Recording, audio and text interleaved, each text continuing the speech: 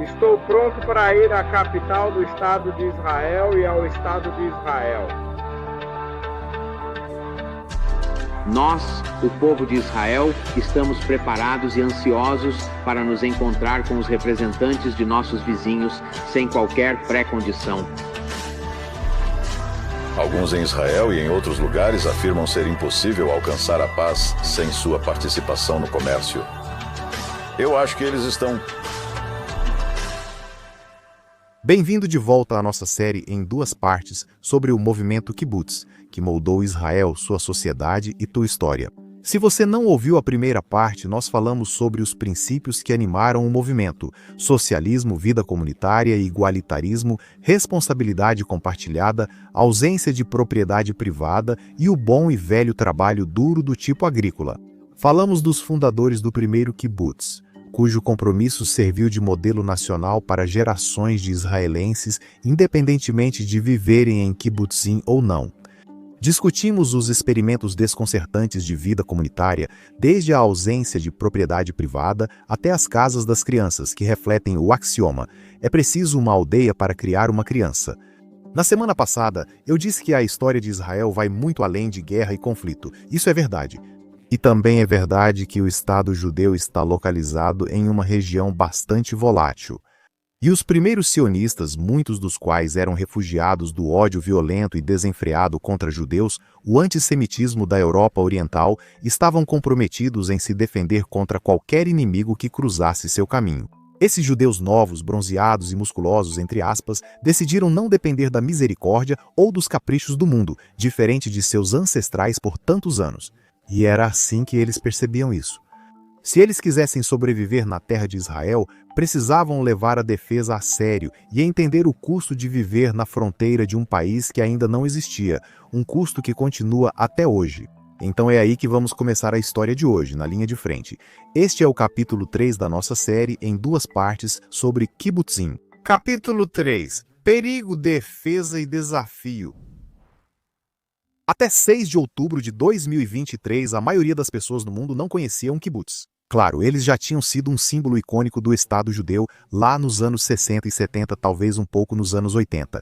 Naquela época, jovens iam em massa para Israel, fossem hippies, judeus socialistas ou turistas curiosos para vivenciar a mãe natureza e conhecer o mítico israelense.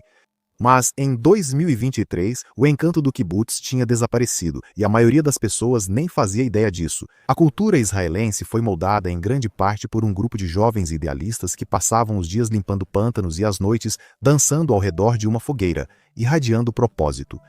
Então veio o dia 7 de outubro de 2023. De repente, kibbutz apareceu em todas as manchetes internacionais, frequentemente junto à palavra massacre. Aqui está uma manchete típica da época, 12 de outubro de 2023 NPR. O que é o kibbutz? As raízes das aldeias comunitárias de Israel, onde a violência se espalhou. Mas é o seguinte: muito antes do Hamas invadir os kibbutzim israelenses que cercavam a fronteira de Gaza, muito antes de o país sequer ter algo parecido com fronteiras, essas pequenas comunidades agrícolas se colocaram na linha de frente de uma batalha existencial. Muitos dos primeiros kibbutzim foram intencionalmente estabelecidos nos arredores do Yishuv, o assentamento judaico, vivendo lado a lado com alguns vizinhos nada amigáveis. E é por isso que tantos kibbutzim estão agrupados ao longo das fronteiras norte e sul de Israel. Este é Amir Tibon, um jornalista israelense kibbutznik e ex-convidado do meu outro podcast Judeus Errantes. Não é coincidência que o primeiro governo do Estado de Israel, liderado por David Ben-Gurion, tenha investido muitos recursos nessas comunidades de fronteira como Nachal Oz. Nachal Oz, kibbutz de Amir, fundado em 1951 na fronteira com Gaza, começou como posto avançado da Brigada Nachal. Civis chegaram 2 anos depois. Agora, o kibbutz e a base militar são distintos um do outro. Mas tanto o kibbutz quanto a base ganharam uma notoriedade indesejada na manhã de 7 de outubro, quando vídeos horríveis começaram a circular mostrando o Hamas assassinando ou sequestrando seus moradores. Amir e sua família sobreviveram ao ataque se escondendo em seu quarto seguro por 10 horas. 15 dos vizinhos de Amir foram assassinados e outros 8 feitos reféns, enquanto a base militar próxima foi incendiada com soldados ainda dentro. Foi o pior ataque na história do kibbutz, mas esteve longe de ser o primeiro. Nachal Oz foi fundado em 1953. Foi uma ordem direta de Moshe Dayan, que na época era o general mais influente de Israel. Com base na ideia de que é preciso comunidades civis nas fronteiras, já que a presença militar de Israel pode ser facilmente realocada ou reestruturada e não basta para garantir a segurança. É preciso ter comunidades lá que mantenham essas fronteiras e que enviem uma mensagem para as pessoas do outro lado de que Israel está aqui para ficar. Isso valia para todos os kibbutzim, não só os que faziam fronteira com Gaza. No início dos anos 1900, o futuro do lar nacional judaico na Palestina era incerto para todos. Praticamente todo o kibbutz estava, entre aspas, na linha de frente, independentemente da localização. Hoje o kibbutz Degania é idílico, com pastos exuberantes cercados por palmeiras. Mas, em 1910, o chamado mãe de todos os kibbutzim estava em constante perigo de invasões e ataques. E sua primeira vítima foi Moshe Barsky, de 16 anos. Moshe havia fugido da Rússia apenas 8 meses antes, chegando a Degania em 1912. Quando um colega kibbutznik adoeceu, o adolescente se ofereceu para buscar remédio em uma comunidade judaica próxima, mas Moshe nunca voltou ao kibbutz. Ele foi emboscado e assassinado por beduínos invasores, com o remédio ainda em sua mão. O assassinato atingiu todo o Yishuv com a ferocidade de um raio. Como o primeiro kibbutznik a ser assassinado, Moshe se tornou um símbolo dos perigos de viver na fronteira e da profunda importância da autodefesa. Após o assassinato, Degania e assentamentos vizinhos reforçaram a segurança, organizando turnos de guarda e escoltas armadas mesmo para viagens curtas. O kibbutznik doente sobreviveu caso você esteja se perguntando, tão impactado pelo sacrifício de Barsky que deu ao seu futuro filho o nome de Moshe. Em uma reviravolta poética do destino, o pequeno Moshe virou símbolo da autodefesa israelense, embora sua notoriedade supere muito a de seu homônimo. Poucos conhecem Moshe Barsky, mas se você já ouviu este podcast, certamente conhece Moshe Dayan, o segundo filho nascido em Degania. Como disse, os kibbutzim produziram mais que sua cota de ícones israelenses. Muitos kibbutznikim, como Moshe Dayan, juntaram-se à Haganah, milícia pré-estado que virou o núcleo das forças de defesa de Israel. Em certos casos, os kibbutzim viraram campos de batalha, com fazendeiros armados defendendo suas casas da melhor forma possível. Às vezes, essas batalhas terminavam em tragédia, como a Batalha de Kfar Atzion, que já contamos antes neste podcast. Mas às vezes acabavam em triunfo improvável, como quando 2 caras de Degania pararam 3 tanques sírios. Sim, você ouviu certo. Poucos dias depois de Israel declarar independência em maio de 1948, enquanto os países ao redor de Israel desciam para a guerra, Degania enfrentou os vizinhos. Morando perto da Síria e Jordânia, os kibbutznikim sabiam que era questão de tempo até que um ou ambos os exércitos surgissem. Eles já haviam evacuado as mulheres e crianças, deixando cerca de 100 homens mal treinados e quase sem armas para defender o kibbutz, já que os combatentes experientes e bem treinados tinham sido chamados para defender outras frentes. Com rifles velhos, armas curtas e coquetéis Molotov feitos de garrafas de cerveja, os homens restantes se entrincheiraram para defender sua casa. 3 dias depois, a infantaria síria surgiu, atirando para todos os lados. Fugiram quando os kibbutznikim revidaram, mas todos sabiam que a batalha não acabou. Quando os sírios voltaram, trouxeram armamento pesado para Degania, com 6 ou 8 tanques totalmente armados, dependendo de quem você perguntasse. Como toda lenda, os detalhes dessa também ficam confusos, dependendo de quem conta a história, mas essa é a versão de que eu mais gosto. Antes dos tanques iniciarem o bombardeio, 2 corajosos kibbutznikim saíram das linhas de frente com coquetéis Molotov. Esses caras não eram os fortões, tipo, não mexa com o Zohan, como você pensaria. Shalom Hashbam era um fazendeiro de frangos de 25 anos que sobreviveu a 13 campos de concentração, enquanto Yehuda Sprang foi descrito como, abre aspas, um homem magro, tímido e pequeno que parece um alfaiate. De acordo com uma reportagem do The Guardian, nenhum dos dois jamais tinha sequer visto um tanque antes. Mas isso não os impediu de lançar seus explosivos caseiros contra os sírios com toda a força que tinham.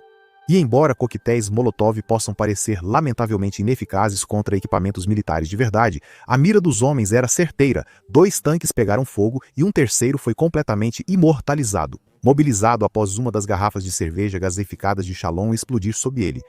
Os sírios ainda tinham tanques operacionais em Dagânia, mas os restantes 3 ou 5, conforme a fonte, algo comum na história de Israel, recuaram deixando 3 tanques em chamas para trás.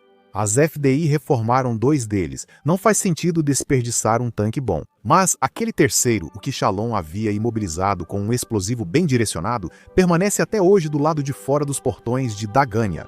Uma homenagem ao papel do kibbutz na defesa do novo Estado. Como eu disse, isso é uma lenda. Os detalhes se suavizam e se perdem a cada vez que a história é contada, e relatos de testemunhas oculares vindos da névoa da guerra devem ser tratados com uma boa dose de ceticismo. Mas, mesmo que os detalhes sejam simplesmente perfeitos demais para serem verdade, isso não muda o fato de que os agricultores de Dagânia ainda assim mantiveram sua posição, enfrentando tanques totalmente blindados com garrafas de cerveja. Eles foram muito corajosos e heróicos? Acho que sim. Sobreviver a 13 campos nazistas exige muito. Mas também acho que eles estavam desesperados, vulneráveis, totalmente cientes de que Dagânia e Israel eram o fim da linha. Então eles lutaram com a ferocidade de pessoas abandonadas, pessoas que não tinham para onde ir. Durante toda a guerra de 1948, histórias semelhantes se repetiram por todo Israel, especialmente nos 82 kibbutzim que haviam surgido nos últimos 37 anos. As pessoas veem poeira. Eu vejo impérios. Esta é a própria terra resgatada do Monte do Templo, pisada por babilônios e romanos, resgatada, peneirada e oficialmente certificada. 3.000 anos de legado agora são seus.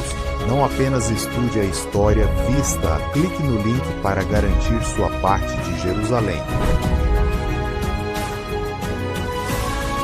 O que começou com 12 jovens determinados a domar um pântano se espalhou e nas décadas seguintes iria explodir.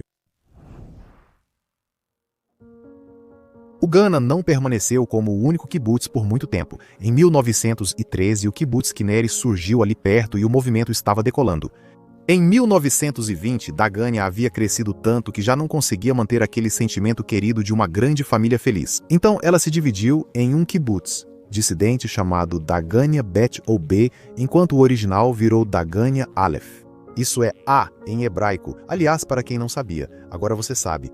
Entre os novos moradores de Dagânia Aleph, ninguém menos que o visionário original de todo o movimento kibbutziano, Adi Gordon Aleph Dale Gordon, de 63 anos que passava os dias trabalhando nos campos e as noites escrevendo à luz de velas. Gordon morreu em 1922, então ele não viveu para ver um Estado judeu.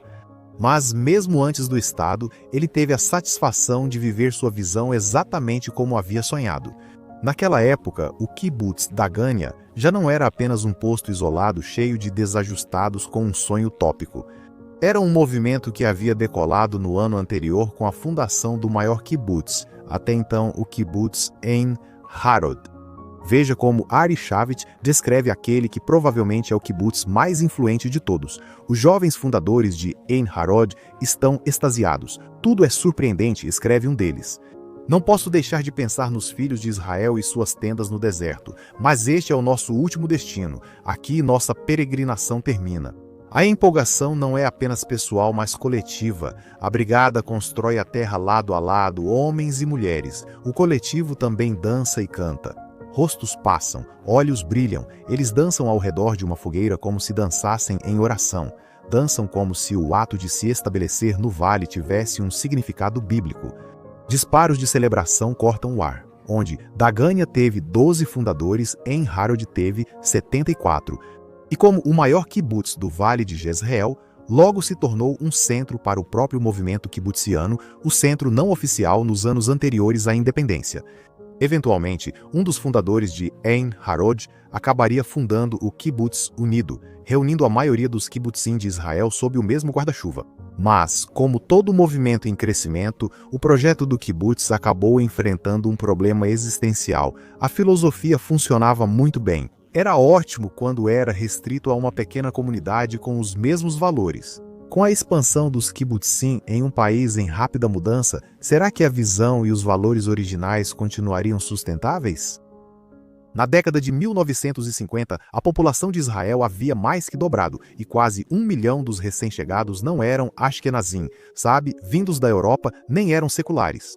Será que o movimento poderia se expandir para incluir os judeus tradicionalmente religiosos vindos de países muçulmanos? Será que uma filosofia socialista poderia sobreviver em um mundo capitalista? E à medida que o país se industrializava, tornando-se mais tecnologicamente avançado a cada década, será que o compromisso com a agricultura estava atrasando os kibbutzim?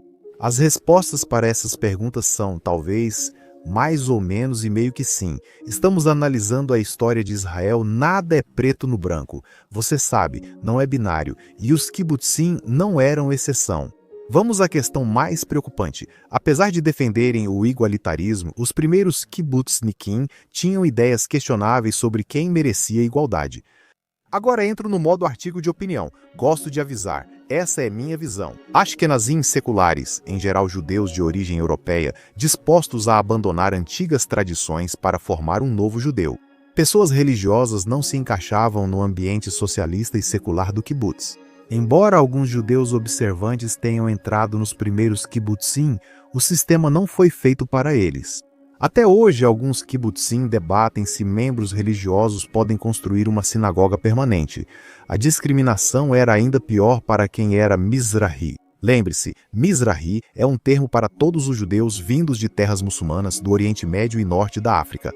Isso reúne todas essas comunidades diversas em uma categoria ampla e conveniente. À medida que o mundo muçulmano desencorajava seus judeus, centenas de milhares de judeus Mizrahi apareceram no único lugar que os aceitaria, o Estado de Israel, o que significava que as autoridades tinham que encontrar casas para quase 1 milhão de imigrantes. E rápido, isso é impressionante, isso é um trabalho difícil e foi significativo. O primeiro-ministro Ben-Gurion olhou para os kibbutzim como uma possível solução. O movimento criado por imigrantes já havia recebido milhares de refugiados e sobreviventes europeus em 1948, por que não acolher esses novos imigrantes também? A maioria dos kibbutzim recusou-se a absorver imigrantes do mundo muçulmano. Eles destacaram que o sistema funcionava devido aos valores socialistas e seculares compartilhados. O que judeus tradicionalmente observantes vindos de países decididamente não democráticos entendiam sobre igualitarismo, socialismo ou secularismo. Para ser justo com os kibbutznikim, essa onda de imigrantes era diferente de todas as anteriores. Até o final dos anos 1940, a maioria dos imigrantes que buscava entrar nos kibbutzim era jovem, idealista e fisicamente apta, disposta a enfrentar condições difíceis para viver uma utopia socialista. Mas esse influxo de Mizrahim era diferente. Comunidades inteiras foram esvaziadas e realocadas, bebês, idosos, doentes, famílias com 8, 10 ou 12 filhos. Claro, alguns dos jovens poderiam ajudar no trabalho, mas as famílias geralmente vinham como um pacote completo. E os kibbutznikim não tinham intenção nenhuma de deixar avós folgados, que muitas vezes nem falavam hebraico, entrarem na sua utopia. Ben-Gurion ficou furioso, criticando todo o movimento em um discurso de 1950 no Knesset. O movimento pioneiro, vocês sabem, o movimento kibbutz entre nós falhou neste momento grande e difícil. Há 2 anos sinto vergonha e constrangimento ao ver esse fracasso do movimento pioneiro. O maior fato da nossa história aconteceu. A reunião das diásporas começou. E o que nossos pioneiros fizeram? Os kibbutzim se apresentaram? Olha, não estou tentando chamar o cara de hipócrita, mas nunca é uma boa frase quando você diz não estou tentando, mas... Minhas desculpas. Ben-Gurion e seu governo disseram coisas desagradáveis sobre os Mizrahim, e acho que ele ficou irritado porque os kibbutznikim se recusaram a resolver um problema para ele. Essa é minha opinião. Com a população crescendo e pouca infraestrutura ou dinheiro, o governo alojou os novos imigrantes nas Ma'abarot, cidades de tendas que se tornaram fileiras de barracos de zinco sem água encanada, saneamento ou privacidade. Não foram só os Mizrahim que foram empurrados para essas condições infernais. É difícil exagerar o quanto o país era pobre naquela época. Não pense em Israel moderno agora. Esqueça a imagem de Israel em 2026 ou 2027, independentemente de quando ouvir isso. A maioria dos países não tem infraestrutura para suportar uma população que dobra em 3 anos, certo? E havia muita miséria para todo lado, não importava de onde você vinha. Mas os Mizrahim foram especialmente levados a esses campos de trânsito. E se eles algum dia pisavam em um kibbutz, era como mão de obra barata, explorados, abusados e enviados de volta para uma tenda ao final de um longo dia. A D. Gordon teria se revirado no túmulo. O que houve com a ideia de não terceirizar o trabalho e com o sionismo de terra debaixo das unhas, para restabelecer uma conexão pessoal com a terra? Não estou te contando essa história feia porque quero estragar a sua alegria. Eu prometo, não sou o Grinch que roubou o movimento kibbutz. Estou te contando isso porque é verdade, faz parte da história de Israel. E bem, essa é a minha missão, compartilhar os tons da história, não apenas um lado. Você sabe disso, e também porque, de certa forma, isso é inevitável. Muitas vezes não agimos conforme nossos ideais, valores, crenças e aspirações. Quanto maior um movimento se torna, mais ele pode e muitas vezes acaba se desviando da visão original. O crescimento traz consequências. Fora de Israel, o movimento kibbutz servia como propaganda gratuita.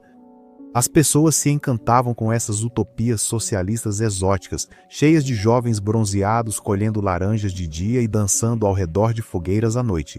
Após a Guerra dos 6 Dias, em 1967, quando a simpatia e a admiração mundial por Israel estavam em alta, o voluntariado em um kibbutz virou moda. Adolescentes se reuniam nessas utopias socialistas, atraídos pelo romantismo da experiência. Muitos judeus buscavam conexão com sua herança e terra natal, mas havia também outros jovens. O movimento atraía socialistas que se rebelavam contra o status quo capitalista, hippies ávidos por se conectar com a Mãe Terra e muitos outros que queriam experimentar algo diferente por um tempo. Não atrapalhava o fato de que os israelenses haviam conquistado uma reputação de serem ao mesmo tempo durões e atraentes. Até a Playboy, segundo a internet, fez um ensaio na chamada Terra do Leite e dos Meles. Sacou o trocadilho. Alguns nomes bem conhecidos apareceram durante os anos 60 e 70. Alguns eram óbvios. Quero dizer, Bernie Sanders. Claro. Ele estava envolvido com o socialismo, mas outros surpreendem. Helen Mirren, Sigourney Weaver, Noam Chomsky, Boris Johnson. Jerry Seinfeld até acredita sua passagem pelo kibbutz nos anos 1970 a sua decisão de se tornar comediante. O ethos do kibbutz não se suavizou só porque um monte de americanos, britânicos e sul-africanos apareceu. Todos os voluntários eram esperados a viver o estilo de vida do kibbutz, comendo no refeitório, trabalhando o dia todo, até mesmo fazendo turnos na guarda.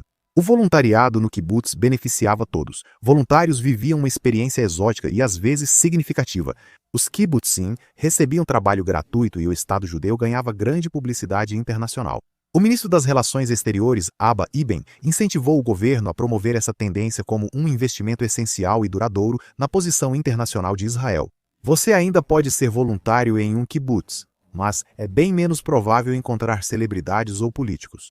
A popularidade global de Israel caiu muito nos anos 1980 com a Primeira Guerra do Líbano. E não ajudou o fato de que, naquela altura, o próprio movimento dos kibbutzim já havia começado a mudar. Talvez fosse inevitável. A economia israelense estava mudando e se industrializando. Comunas agrárias eram boas na teoria, mas se o país quisesse se manter competitivo economicamente, precisava se modernizar. Vários kibbutzim seguiram em Harod e abriram fábricas.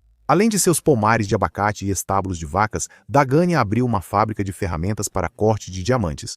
Atualmente, o Kibbutz Katsarim fabrica equipamentos de irrigação por gotejamento e Ein Hanatziv, plásticos. Be'eri era, e voltará a ser, famosa por sua gráfica, mas a adição de fábricas apenas diversificou o tipo de trabalho. No final do dia, os kibbutznikim ainda compartilhavam tudo, desde propriedades até valores e o jantar noturno. A verdadeira mudança veio nos anos 1980, quando Israel enfrentou uma grande crise financeira. Com a inflação atingindo níveis recordes, os kibbutzim lutaram para se manter de pé, dependendo de um resgate do governo que os deixou com uma dívida enorme. Ao mesmo tempo, a geração mais jovem estava indo embora, ansiosa para experimentar a vida na cidade. O estilo de vida que tanto encantou seus avós nos anos 40 tinha pouco apelo. Esse é o problema do sucesso, eu acho. Quanto mais você tem, mais você ousa querer. Meu podcaster favorito, Bill Simmons, chama isso de o problema do mais. Esse é um assunto para outra hora. A geração fundadora era extremamente pobre. Eles precisavam juntar seus recursos se quisessem sobreviver. Mas seus netos cresceram com conforto e queriam mais do que a vida humilde que o kibbutz podia oferecer. Eles queriam ter suas próprias casas. Eles buscavam economias que não exigissem compartilhamento com privacidade e autonomia, queriam que os filhos dormissem no quarto ao lado, não a meio quilômetro. Um a um, os princípios que definiam o kibbutz começaram a desaparecer. As casas das crianças, a ausência de propriedade privada, a igualdade em todas as coisas. Hoje, na maioria dos kibbutzim, tudo mudou. Os salários variam conforme o trabalho e muitos trabalham fora das comunidades. As casas possuem cozinhas próprias e ninguém se envergonha de jantar só com a família nuclear. O trabalho agrícola costuma ser terceirizado. Existem até kibbutzim religiosos com sinagogas, comida kosher e oportunidades de voluntariado para adolescentes religiosos de todo o mundo. Dos 270 kibbutzim em Israel, hoje, apenas 60 mantêm o socialismo rigoroso de sua visão original. O restante foi privatizado. Embora os 12 fundadores do kibbutz original possam se horrorizar com as mudanças, gosto de pensar que admirariam como seu movimento se adaptou às demandas atuais. Porque o núcleo do movimento não mudou. Os kibbutzim ainda se veem como uma grande unidade familiar. Eles podem não ser mais totalmente socialistas, mas continuam um kibbutzá, um grupo unido que se importa muito entre si. Ainda são vistas como das comunidades mais seguras e saudáveis de Israel, onde crianças correm descalças, ninguém tranca portas e as pessoas levam vidas modestas, porém significativas. E alguns ainda são a primeira linha de defesa de todo Israel. Aqui está Amir Tibon, novamente, explicando por que ele deixou sua vida confortável em Tel Aviv para viver na fronteira com Gaza no verão de 2014. Muito brevemente, durante aquele verão, Nachal Oz foi fortemente bombardeada pelo Hamas e sofreu uma tragédia terrível com a morte de uma criança de 4 anos na comunidade. O nome dele era Daniel Tregelman. Após o ocorrido, muitas famílias deixaram a comunidade. Outras pessoas de diferentes regiões de Israel, inclusive minha esposa e eu, decidiram se mudar para lá. Éramos jovens na época, estávamos morando em Tel Aviv e simplesmente tomamos uma decisão, uma combinação de ideais sionistas, espírito aventureiro, busca por comunidade e pertencimento e uma missão de fazer parte disso. Nós vamos nos mudar para Nachal Oz. Você consegue imaginar isso? As pessoas viam foguetes caindo, matando crianças, e corriam em direção ao campo de batalha, não para longe dele. Amir e sua esposa não são aventureiros nem viciados em adrenalina. Eles são idealistas movidos pelos mesmos ideais que deram origem ao primeiro kibbutz e ao próprio Estado de Israel. Precisamos ter fronteiras seguras. Israel está cercado por inimigos de todos os tipos que gostariam que nosso país desaparecesse, assim como as comunidades ao longo das fronteiras de Israel. Comunidades como as do norte, que foram evacuadas desde 8 de outubro por causa dos ataques do Hezbollah, e como aquelas ao longo da fronteira com Gaza, que foram infiltradas e atacadas em 7 de outubro, são a linha de frente dessa ideia. Devemos proteger as fronteiras do país. A vida no kibbutz nunca foi extremamente popular em Israel, contando com menos de 200 mil membros em seu auge. E ainda assim, o movimento praticamente criou sozinho o estereótipo do israelense raiz, humilde, trabalhador, idealista, destemido. Convencidos de que, com um pouco de trabalho duro e muita ousadia, nada é impossível. Às vezes, eles estão certos. Essa é a história dos kibbutzim, e aqui estão 5 fatos rápidos. Número 1. Em 1910, 12 jovens imigrantes começaram uma comuna agrícola chamada Degania, às margens do Kinneret, o primeiro kibbutz do mundo. Segundo, esses fundadores se inspiraram muito em Ade Gordon, que destacava a ligação socialista judaica com a terra de Israel. Número 3. Essas comunas se tornaram centros da cultura israelense, atraindo milhares de voluntários do exterior e fortalecendo a reputação global de Israel. Número 4. Nos anos 80, a maioria dos kibbutzim começou a se privatizar e hoje apenas 1/4 permanece socialista. E número 5, apesar do seu pequeno tamanho, os kibbutzim ajudaram a moldar o ethos israelense de trabalho duro, responsabilidade coletiva e chutzpah. Esses são seus 5 fatos rápidos, mas deixo uma última lição do meu ponto de vista. No verão de 1935, o rabino Yosef Ber Soloveitchik visitou o kibbutz Kinneret, perto de Dagania. Ele sabia que estava visitando uma comunidade secular que não seguia as leis kosher, então recusou quando lhe ofereceram uma refeição. Por isso ele se surpreendeu quando os socialistas seculares garantiram que sua cozinha era estritamente kosher, conforme a lei judaica. Quando ele perguntou por que, obviamente, pessoas não praticantes mantinham uma cozinha kosher, eles lhe contaram sobre uma visita marcante de outro grande rabino. Alguns anos antes, o rabino Avraham Yitzhak Kook, o primeiro rabino-chefe askenazita da Palestina sob mandato britânico, havia passado o Shabat no kibbutz deles. Enquanto os kibbutznikim comiam suas refeições, o Rabino Kook, conhecido como Rav Kook, tomou apenas o vinho e a xalá que trouxe, nada além disso. Ele ficou em silêncio enquanto os kibbutznikim quebravam as regras do Shabat diante dele. Ao fim do descanso, participou do canto, dança e histórias como se fosse um deles. Quando ele foi embora, disse em hebraico: "Vou dizer primeiro, Shalom lehitraot ve leekol beashad seudah achat." Adeus, até breve, que possamos comer juntos em breve. No dia seguinte, os kibbutznikim descartaram seus pratos e fizeram a kashrut da cozinha. Eles cacherizaram a cozinha. Assim, quando o Rabino Kook ou outro judeu observante visitasse, todos poderiam comer juntos. Essa história costuma ser contada para mostrar quem era Rav Kook. Não quero diminuir isso, mas o que me chama a atenção não é o rabino, e sim o sistema do kibbutz.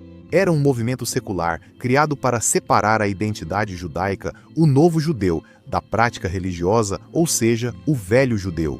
Mesmo assim, os membros do kibbutz Kinneri mudaram toda a cozinha por precaução, caso aparecesse um judeu observante. Veja, tendemos a caracterizar o sionismo inicial como antirreligioso, até hostil ao judaísmo tradicional, e isso é parcialmente verdade, mas não é toda a história. Esses kibbutznikim pelo menos entenderam o que Rav Kook vinha dizendo o tempo todo. A nação que eles estavam construindo não era só para judeus como eles. Era para todo o povo judeu ao redor do mundo. Todo judeu tinha um papel a desempenhar nessa história épica de redenção. Fosse você secular, religioso ou algo entre esses dois. Os kibbutzim talvez não concordassem com a visão de Rav Kook deles como personagens principais em um drama messiânico, mas acreditavam no serviço ao coletivo. E o coletivo não era apenas o kibbutz. Não era apenas o Estado de Israel, que nem existia na época. O coletivo significava o povo judeu. Todos eles. Mesmo aqueles que seguiam as leis kosher e os que não seguiam. Todas as manhãs, os kibbutznikim se levantavam e diziam: "Isso não é sobre mim, isso é sobre nós, sobre o nosso futuro como comunidade, como nação. E como um povo." E esse é o elemento da vida no kibbutz com o qual eu mais me conecto. Eu não sou um pioneiro. Não sou ligado ao trabalho exaustivo, à ausência de propriedade privada ou à obsessão pela agricultura. Mas essa devoção ao nós em vez do eu, esse serviço ao povo judeu, ao futuro judaico, é assim que eu quero viver, é isso que eu quero ser. Em uma de suas colunas para o New York Times, David Brooks apontou algo interessante. Quando você pergunta a alguém como sabe que está apaixonado, a resposta geralmente não gira em torno do parceiro, mas sim de como o parceiro faz essa pessoa se sentir, o que é normal. Como ele escreve, numa cultura narcisista, as pessoas tendem a ver o amor como um sentimento ligado à satisfação de seu desejo por atenção carinhosa, e não como algo altruísta que oferecem ao outro. Mas o amor não é uma emoção, embora provoque muitas emoções. É um estado motivacional, um desejo de estar próximo e servir ao outro. Ele desfoca a fronteira entre uma pessoa e outra. Acho que ele pode ser um pouco duro ao dizer que nossa cultura é 100% narcisista, mas adoro essa ideia e o ponto mais amplo porque parece tão verdadeiro e tão judaico. Nossas fontes mais antigas descrevem o amor não como um sentimento, mas como um ato de serviço, um ato de dar, uma escolha que fazemos repetidas vezes de deixar nosso próprio ego, nosso próprio conforto de lado por algo maior. Apostaria que se você perguntasse à maioria dos kibbutzim no Kim hoje por que escolheram esse estilo de vida, eles provavelmente começariam falando sobre qualidade de vida, segurança e comunidade, aquelas coisas que as pessoas gostam e as fazem se sentir bem. Mas eu apostaria que eles também diriam algo sobre o coletivo, sobre viver com e para o outro, sobre servir a um propósito maior do que eles mesmos, sobre o coletivo, sobre pensar muito além do eu. Penso nisso sempre. Qual o meu propósito? O que guia minha vida e como sirvo a uma causa maior? Essas perguntas surgiram repetidas vezes para mim enquanto minha equipe e eu pesquisávamos este episódio, enquanto mergulhávamos na bela, complicada e dolorosa história de jovens que deram tudo por um ideal maior. Se quiser viver em um kibbutz, confira o link nas notas do episódio. Qualquer tipo de kibbutz que busca, encontrará lá. Unpacking is Early History é uma produção da Unpacked, uma marca de mídia de portas abertas. Siga a gente onde quer que você ouça seus podcasts. Se você gostou deste episódio, deixe uma avaliação na Apple ou no Spotify. Isso realmente ajuda outras pessoas a encontrarem o programa. E é isso que você quer fazer, certo? Você quer contribuir para o coletivo. Você quer que outras pessoas encontrem o programa. Isso é uma coisa boa. E mais uma vez, eu adoro ouvir de vocês, então me mande uma mensagem em noam@unpacked.media. Este episódio foi produzido por Rifki Stern. Nossa equipe para este episódio inclui Danny Hoffman, Adiel Bass, Rob Perra e Liora Lobby. Eu sou o seu apresentador, Noam Wiseman. Obrigado por estar aqui e até a próxima semana.